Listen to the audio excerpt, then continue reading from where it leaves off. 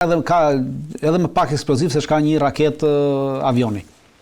Po, fjala vjen krahasuar me raketat ruse, iraniane apo kineze. Nuk krahasohet me raketat kaneze, ato ka raketa hipersonike që aktualisht kinezët kanë nesër përpara, edhe në këtë ka raketa hipersonike që mbajnë edhe mbi 200 ca kilogram, pra nuk kanë ecur në këtë aspekt shumë përpara. Kinezët në sasi, nëse kjo është shumë pak, është fillimi, pra krijimi deri është një program i cili ka qenë 2 vjet, pas 2 vjetësh arritën që më në fund të prodhojnë rakete hipersonike për nevojat forcave tokësore dhe detare, do shtrat lëshimi vertikal të kësaj. Kjo lloj rakete është raket me rrezë të gjatë veprimis, është 3500 km, por siç thash edhe vet, pra, nga Pentagoni është deklaruar që raketa është operacionale, por nuk është testuar në të gjitha, pra nuk është testuar me objektivat e tjerë që këta pretendojnë. Pra do të jetë në fazë testimi sërish. Por ama ka hyrë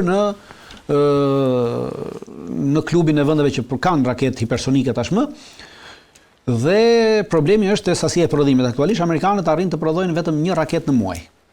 Një raketë në muaj. Dhe aktualisht pretendohet që në fund të vitit të kenë një bateri, pra 12 raketa kanë një bateri dhe vetëm 12 raketa kanë arritur të prodhojnë dhe vetëm një bateri kanë të tillë. Pavarësisht asaj që thot generali, ajo ka vlerë, normalisht që godet, por ka një vlerë simbolike në aspektin që e thot se tash mund të godasim. Jo, ai thot që ta lexoj, domethënë e aftë që të godasi Rusin nga Britania, Iranin nga Katari, Koren dhe Kinën nga Guami. Po, këto që thot ai nuk janë të pavlefshme për arsye se e para ti ke të bësh nuk keqën, pra. Shikoni, kohezioni strategjik ekziston kudo dhe e para mungon logjistika dhe qëndrueshmëria në këtë aspekt. Pra, ti mund ta vësh këtë bateri në Angli dhe tentosh godasësh Rusin, po ti 12 copë ke. Jo, dakor. Pra, kjo është. Kapaciteti i mbajtjes së saj ekskluzive është i vogël. Pra, tremen nuk i bën dot asnjë dëm atij tjetër. Çfarëdo që ti bësh nuk ke për të bërë do, pra. Në këtë aspekt ti ke humbur, nuk ke kohezion strategjik për përdorimin e kësaj rakete. Ndërkohë që po ta marrim atë që thot Kina ka raketë hipersonike, është DF-27 edhe e ka rrezën e goditjes 8000 km. Dakor? Po. Kemi edhe burë Vesnikun. Jo, po më tjetër burë Vesnikun, po kjo është që 8000 km raketë hipersonike. Po. Që nga Kina mund godasi Anglin. Nga Kina godet Anglin. Pra, vendin ku ka pozicionuar Amerika këtë Dark Eagle. Por nuk do ndodhi kjo, pra nuk është në këtë aspekt. Pavarësisht se deklaratat e gjeneralëve janë tillë për të treguar fuqinë, ne kemi këtë fuqi, është për tyrën këtë dhe kjo është një forcë preventive deterrente. Pra, që ti tregon atë edhe unë po hyn në këtë klub, pra jam në këtë, por jo për të përballur, sepse është për të përdorur për vende si për shembull mund përdoret kundër Iranit, por nuk mund përdoret në vende si Rusia dhe Kina. Rusia dhe Kina ekzistojnë të dyja, e kanë mbrojtjen kundërajrore balistike. Dhe këto raketa, të cilat janë raketa hipersonike, pra ekziston mbrojtja kundërajrore për këto raketa të këto dy vende. Kështu që për këto dy vende nuk mund përdoret, por për vende të tjera të botës mund përdoret. Gjithsesi, unë nuk mendoj që amerikanët do ta përdorin këtë. Jo, sa ndryshon kjo? Nuk ndryshon në aspekt me to tre, nuk ndryshon, në aspekt me vendet e tjera ndryshon.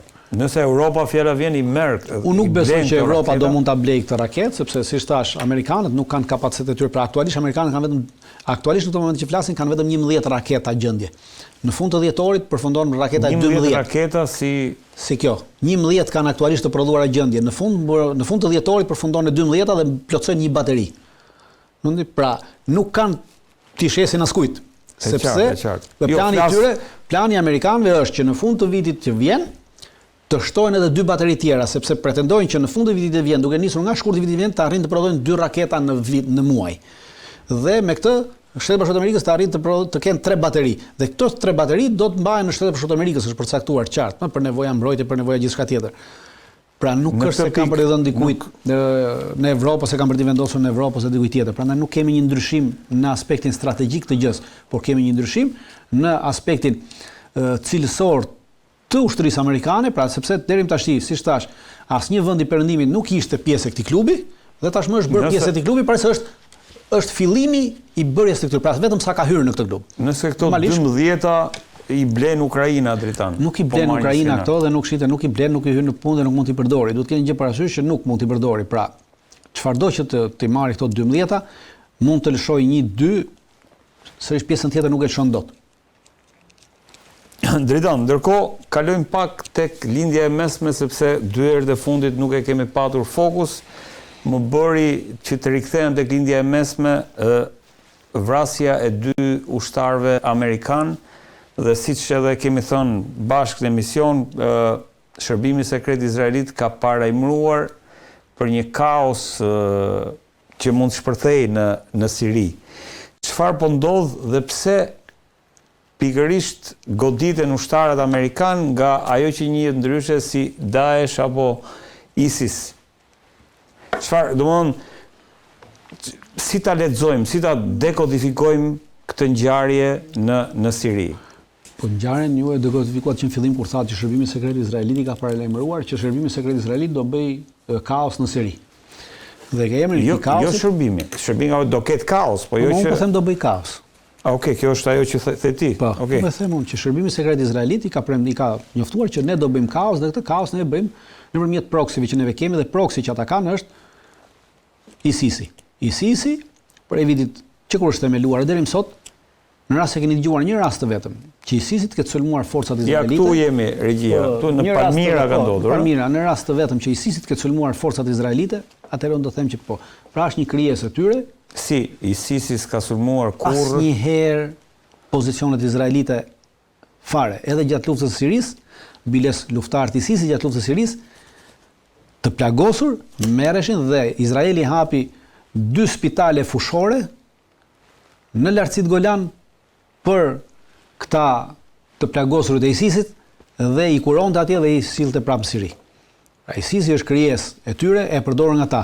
Dhe u përdor pikërisht në momentin që i doli një problem Izraelit, në ditën që u vranë ata ushtarët, Izraeli theu nuk është se ka ndaluar thyrjen e armëpushimit në Gaza, por kjo thyrje ishte një nga ato thyrjet më madhore që ekzistojnë.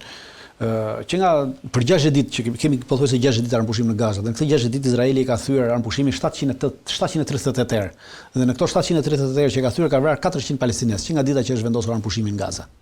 Po e kam pasaj do ta diskutojmë. Po me këtë ka të bëj. Po. Ndoshta me atë që keni juve, nuk e di çfarë keni, po me vrasjen e një nga drejtuesit më të lartë të Hamasit, nuk është një nga drejtuesit më të lartë të Hamasit, është një nga komandantët e brigadave Qassam, pra njëri, jo i komandanti i brigadës, po njëri nga anëtarët e komandës së Qassamit, pra e shtabit, njëri nga anëtarët e shtabit të brigadës Qassam, është vrarë dhe vrasja e tij ka ndodhur me dron, pra me dron ushtarak, të cilët kanë thyer këtë marrëveshjen e armëpushimit, pra dronët nuk duhet të fluturonin në pjesën e Gazës, të cilët mbahet nga Hamasi, pra pjesë e Gazës nuk duhet të përdorin armatime gjë tjetër ndaj tyre, pra i kanë thyer këtë dhe kanë goditur makinën në cilën udhtonte. Pavarësisht se aktualisht nuk është bërë e qarta realisht ka vdekur apo jo ky komandant i Hamasit, për arsye se Izraeli edhe gjatë tyre 2 viteve të fundit që ka bërë luftë në Gazë e ka deklaruar 3 herë të vrarë të njëjtin komandant. Kështu që po gjithsesi edhe nëse ka vrarë dhe qellojmë ditën që ka vrarë dhe kjo thyrje këtij armëpushimi nga Shtetet Bashkuara të Amerikës ka pasur një lloj reagimi për thyrjen e armëpushimit, jo për vrasjen e komandantit, pra thyrjen në këtë aspekt dhe në atë ditë një antar i ISIS-it, pjesëtar i forcave të sigurisë të forcave të sigurisë siriane, ka hapur zjarr dhe ka vrarë 2 ushtarë amerikanë Palmira. Po atë ditë. Po atë ditë.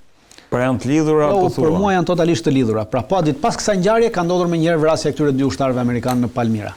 Si ti lexojmë? Pra, për të hequr vëmendjen e amerikanëve dhe për treguar që sepse izraelitët paraqesin të lidhur ISIS-in, Hamasin, Hezbollahin paraqesin bashkë, por nuk kanë lidhje bashkë. Hamasi dhe Hezbollahu kanë luftuar kundër ISIS-it. Nuk kanë një. Hamasi dhe Hezbollahu kanë luftuar kundër ISIS-it? Totalisht kundër ISIS-it. Biles Hezbollahu ka bërë luftën më të madhe kundër ISIS-it. Në Siri, Hezbollahu ka qenë për krah qeverisë së Asadit. Hezbollahu, dhe luftonte kundër ISIS-it. Dakor, po si e shpjeg drejtësisht? Pra, për të hequr vëmendjen që amerikanët mos të merren me thyrjet që bën Izraeli në Gaza, pra thyrjet e këtij armëpushimi, sepse këto armëpushim kur e thyer normalisht që ka thyer ka një marrëveshje që ka nënshkruar me amerikanët, nuk ka thyer një marrëveshje për shkak se nuk i bëhet vonë marrëveshje që ka thyer me. Ti po thua që vrasja e tyre lidhet për të shmangur vëmendjen, për të shmangur totalisht vëmendjen nga ajo çfarë ka ndodhur në Gaza, nga ai veprim që kanë bërë në Gaza, në mënyrë që amerikanët të mos merren me këto, po të merren me problemin e tyre dhe të krijojnë ato që ISIS-i është kryesori dhe për t'i dhënë amerikanëve dhe aktorëve të tjerë që shikoni qeveria Al-Sharës pra për shkak se kanë ngecur bisedimet midis Al-Sharës dhe Izraelit dhe për treguar që shiko Al-Shara dhe qeveria e tij janë ISIS sepse ata kanë inkuadruar brenda të trupave të tyre njerëz të ISIS-it. Dhe ka pasur luftime midis forcave të qeverisë siriane aktuale dhe grupeve të ISIS-it në rrethinën e Palmirës, luftime të cilat kanë zhvilluar edhe ditën e sotme, pra është drita e tretë që pothuajse po bëjnë luftime. Vazhdojnë luftimet në Siri. Nga dje deri sot diku rreth 16 anëtar të forcave të sigurisë të kësaj forcat sigurisë të re siriane kanë humbur jetën në këto luftime me forcat e ISIS-it. Pra situata është serioze, Dritan. Unë nuk mendoj që situata është serioze. Të grupet e ISIS-it sa mendoj që nëse kanë dhe mbështetjen e Izraelit siç thua ti, sa mund ta sfidojnë?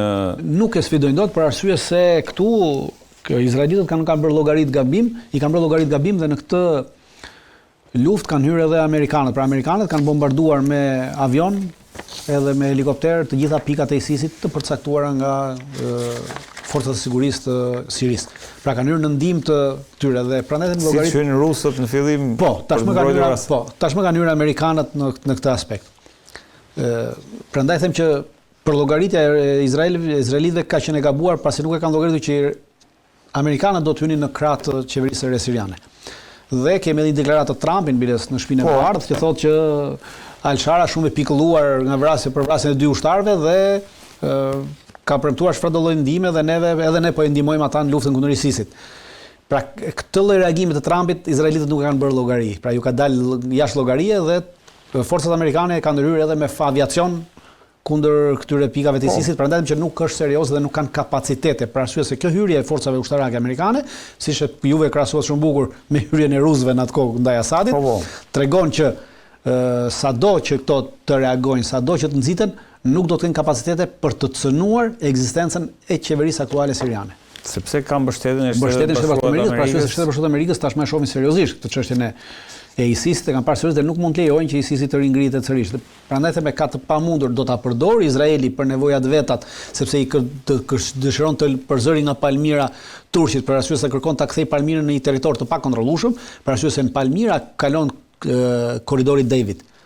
Dhe aty ndahet në Palmira pjesa e kontrolluar tjetër regjia. Në Palmira është një zonë në cilën nuk është jashtë, pra aktualisht Palmirën e kontrollojnë sunitët, pra janë e banuar me sunit, dhe rrethinat e Palmirës i kontrollonin kurdët. Kurdët janë të rrequr nga rrethinat e Palmirës dhe i kanë marrë forcat e sigurisë të Al-Sharës dhe Palmira është vendi kryesor në cilin kalon korridori Davidit. Dhe për këtë korridor Davidit ata tjetra regjia. Po, kjo pak a shumë e tregon. Palmira është në zemër, aty është vendosur edhe baza ajrore amerikane dhe një bazë tjetër turke. Jo, është më poshtë. Baza turke nuk është vendosur, pra turqit akoma s'kanë hyrë në Palmira, e kanë rikonicuar, po s'kanë hyrë në Palmira, është ajo baza e cila u bombardua nga izraelitët nëse mbani mend para disa kohësh. Amerikanët janë më poshtë Palmirës, pra shikoni këtu. Amerikanët kanë 2 baza, kanë në kufi me Jordanin, kanë 2 baza Entaf është baza këtu, është një bazë tjetër dhe kanë edhe një bazë përparuar këtu. Dhe tashmë po kanë marrë një bazë tjetër në rrethinat e Damaskut. Dhe ishin vendosur këtu, pra amerikanët ishin këtu në çështë rikondicioni, nuk e di ndoshta për të vendosur në bazën këtu, por gjendja e trupave amerikane në Palmira ishte diçka që akoma Pentagoni nuk e ka shpjeguar, pra pavarësisht deklaratave që ka dhënë për vrasjen e tyre, nuk ka dhënë arsyeën pse trupat amerikane gjendeshin në Palmira. E qartë. Pra dhe unë nuk di ta them se trupat amerikane gjendeshin në Palmira. Kjo është për të shpjeguar. Por sido që tjetë, goditja tyre dhe ndërhyrja amerikane me aviacion edhe me gjithë pjesën tjetër të forcës tregon që qëndrojnë për krah qeverisë aktuale Damaskut. Ka patur vendosmëri dhe deklaratat forta nga Hekset edhe nga Trump. Kjo totalisht jashtë kontrollit dhe jashtë llogarisë të izraelitëve. Jo, mendova mos jemi te skenari i destabilizimit, mos jemi te fillimi i skenarit destabilizimit. Është një nga qëllimet, është menduar që kjo mund të jetë, por si thash, ky destabilizim do të qëndron dhe në rast se amerikanët nuk do të merrnin një qëndrim. Po amerikanët tu kanë marrë një qëndrim të fortë. Kanë dhënë mesazh për të gjithë në rastin konkret që këtu jemi ne. Ndërkohë, Dritan, ti e nisi ta diskutosh vrasjen e një prej drejtuesve të rëndësishëm të brigadave Al-Qassam, apo jo? Po. Çfarë po ndodh aktualisht me armëpushimin midis Hamasit edhe Izraelit? Izraeli nuk po plotson asnjë nga pikat e anëpushimit. Izraeli ka vazhduar genocidin në Gaza. Këtë genocid tashmë është duke bërë nëpërmjet urisë. Pra nuk ka lejuar hyrjen e kamionëve ashtu siç ishte, kamionëve me ushqime dhe me furnizime ashtu siç edhe është rënë dakord në atë pikë, në atë marrëveshje. Normalisht në këtë pjesë janë edhe në bashkëpunëtor me shtetin nazifashist të Izraelit në këtë gjë, janë edhe vendet arabe, të cilat duke përfshirë këtu Egjiptin, Katarin, Arabinë Saudite, Emiratet e Bashkuara, të cilat kanë çuar ndihmë dhe po përfitojnë si xhambaz janë në shitjen e këtyre ndihmave. Dhe këto ndihma përfundojnë diku tjetër. Pyetja është pse Izraeli dritan dhe ajo që dua të citoj është Axios, i cili thotë që Shtëpia e Bardhë e ka paremruar kryeministrin e Izraelit Benjamin Netanyahu që kjo goditje që ka bërë në Gaza ka thyer atë armëpushimin e arritur nga Donald Trump. Pra, a mos kemi, si ta lexojmë këtë, a kemi një përplasje midis Shtëpisë Bardhë edhe Netanyahut? Midis Shtëpisë Bardhë dhe Netanyahut nuk ka një kërcënim nga ana e Shtëpisë Bardhë, bile Shtëpia Bardhë ka hedhur poshtë deklaratë e Axios, ka dalë një deklaratë zyrtare duke thënë që s'është e vërtetë që ka pasur një bisedë ose një gjë të tillë, një kërcënim nga Shtëpia Bardhë ndaj Netanyahut. Nuk ka në këtë aspekt. Por nëse Netanyahu po tenton që të prish një paqe në një armëpushim të vendosur nga Trump, sigurisht Netanyahu e ka shkelur këtë armëpushim. Unë siç e thash, Netanyahu ka shkelur këtë armëpushim deri më sot ajo shkelur 738 herë armëpushimi. Janë vrarë 400 palestinezë që nga momenti i nënshkrimit të kësaj armëpushimi dhe Shtetet Bashkuara të Amerikës nuk kanë thënë asnjë gjë për këtë punë dhe gjithë kjo shkelje është në akord me Shtetet Bashkuara të Amerikës. Vetmja gjë që duhet bëjë, pra Izraeli, pra ushtria pushtuese izraelite dhe shteti nazifashist Izraeli duhet i bëjnë këto gjëra jo kaq publike. Pra për sa kohë i bëjnë publike mund të kemi në reagim të Shtetit Bashkuar të Amerikës. Për sa kohë nuk i bëjnë publike, atëherë nuk kemi reagim të Shtetit Bashkuar të Amerikës. Unë nuk shoh që këtu amerikanët dhe izraelitët kenë diçka që dalin kundërshtim me njëra tjetrën. Njëkohësisht ka vazhduar edhe pastrimi etnik i Gazës, pasi po vazhdon sërish largimi i njerëzve me para. Është një qytetar, një kompani fantazëm, e regjistruar në Irland, pastaj e regjistruar në Zvicër, pastaj e regjistruar në Danimark, e regjistruar pastaj në Afrikën e Jugut, është duke bërë fluturime nga Sharm el Sheiku të qytetarëve të Gazës, të cilët i lejojnë të kalojnë territorin, pra kufirin me Egjiptin, duke hyrë në ato avion dhe duke i çuar në vende të ndryshme të Afrikës. Tashmë është bërë një problem i madh, pra se vetëm në Afrikën e Jugut vetëm para 2 javësh në Afrika e Jugut ndali 2 avion me nga 150 pasagjerë palestinezë të cilët nuk kishin asnjë lloj dokumenti me vete, por që vinin nga Gaza. Pra fluturojnë duke ofruar para. Pra pastrimi etnik ka vazhduar në ata që duan të ikin duke ofruar para. Sasia e parave që ofrohet varion, pra nga personi, pra është çështje oferte kërkese, pra unë të ofroj kaq, ti pranon të ofroj kaq, pra nuk ka një shifër të caktuar se sa shifër fikse që paguhet. Dhe në të gjitha këto amerikanët nuk e kanë ngritur zërin asnjëherë dhe nuk e kanë problem se po bollshatiset Gaza ose po pastrohet ajo etnikisht. Po ndërkohë dritan te Jerusalem Post është një opinion i cili thotë që strategjia e re kombëtare e ka shkatërruar mitin e Cyrusit modern të Netanyahut. Mbështetja për Izraelin nuk është një çek i bardhë, thotë Siria, çështja siriane dhe palestineze, për çështjen siriane dhe palestineze Jeruzalemi aktualisht është i vendosur kundër interesave të Shteteve të Bashkuara të Amerikës. Ky është një opinion në Jerusalem Post dhe kur publikohet një opinion i tillë në Jerusalem Post, besoj që duhet marr seriozisht. A kemi një përplasje midis? Nuk e marr seriozisht, unë e marr në aspektin e asaj. Jo të qëndrimi, si qëndrim. Edhe të qëndrimi nuk e marr seriozisht, e marr te ajo loja politike e mashtrimit që bëjnë izraelitët, janë mjeshtrat e mashtrimit. Janë mjeshtrat e mashtrimit dhe motoja e Mossadit izraelit, pra motoja në hyrje të godinës së Mossadit izraelit quhet by way of deception. By way of deception e ka besoj çdo.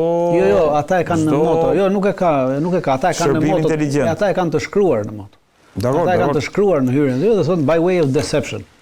Është motoja e shërbimit sekret izraelit. Dhe edhe kjo është pjesë e saj. Ka çekun e bardhë Izraelit, bëj çfarë të dojë. Nuk ka çekun e bardhë Izraelit, bëj çfarë të dojë, nuk mund të bëj çfarë të dojë, po jo duke cënuar interesat amerikane. Edhe në strategjinë e re që prodhuan amerikanët, pra strategjinë e re që dolën, strategjia kombëtare, përcaktohet qartësisht linja e mesme si një nga interesat kryesore të Shtetit Bashkuar të Amerikës dhe duke le thënë edhe që askush nuk do të lejohet të dalë ose të cënojë këto interesa.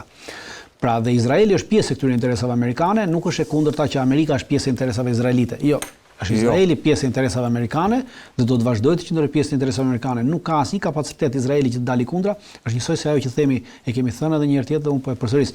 Është njësoj sikur thuash që Ukraina nuk e pyet Shtetet Bashkuara të Amerikës dhe bën çfarë doj. Jo, e varet gjithçka, edhe Izraeli për çështje të sigurisë varet totalisht nga Shtetet Bashkuara të Amerikës. Jo, po çfarë do të thotë kjo për Izraelin? Nuk do të thotë asgjë, është thjesht një mashtrim për krijuar iden. Ndryshon roli i Izraelit. Jo, nuk ndryshon roli i Izraelit, do të vazhdojë ai që ka qenë në linjën e mesme. A do jetë ai ideja modern Cyrus? Jo, Izraeli është pararojë e Shtetit Bashkuar të Amerikës në linjën e mesme. Pararojë në çfarë aspekti? Pararojë ushtarake, pararojë zbulimi, pararojë interesash politike, pararojë interesash ekonomike. Dhe Shtetet Bashkuara të Amerikës janë duke përdorur Izraelin sipas interesave të tyre për interesat e tyre. Kjo që këto artikuj që dalin është për të krijuar idenë, që për të hedhur poshtë atë idenë që çfarë do lloj deklarat vendimi që bën, pra çdo lloj veprimi që bën, si veprimi i tillë, këto veprimet ushtarake që mund të bëhen ndaj Hamasit ose ndaj Hezbollahut nesër ose ndaj Iranit pas nesër, është si puna asaj lojës që për të mbuluar lojën që shiko,